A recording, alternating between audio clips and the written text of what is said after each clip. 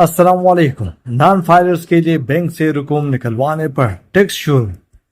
Non filers के लिए bank से रकूम निकलवाने पर कटौती शुरू। योमिया 50,000 से ज्यादा रकम निकलवाने पर 8.8% टैक्स कटौती की जाएगी। तफसीलात के मुताबिक FBI की जानिब से रवां माली साल 2025-26 के वफाकी बजट में नॉन फाइलर्स के लिए बैंक से रकूम निकलवाने पर आय टैक्स में इजाफे का इतलाक कर दिया गया।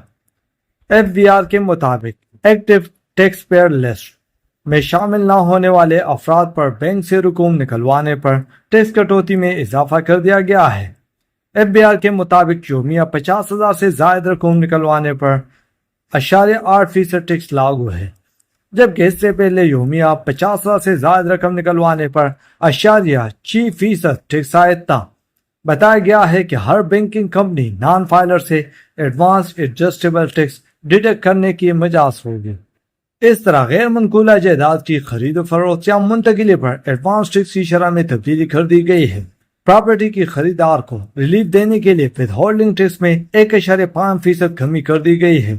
प्रॉपर्टी के फरोख्त कुनिंदा या मुंतकिल करने वाले के लिए हर स्लैब में 1.5% इजाफा किया गया है, जिसका मकसद फरोख्त कुनिंदा को जायदाद की फरोख्त पर हासिल कैपिटल गेन की एडजस्टमेंट है।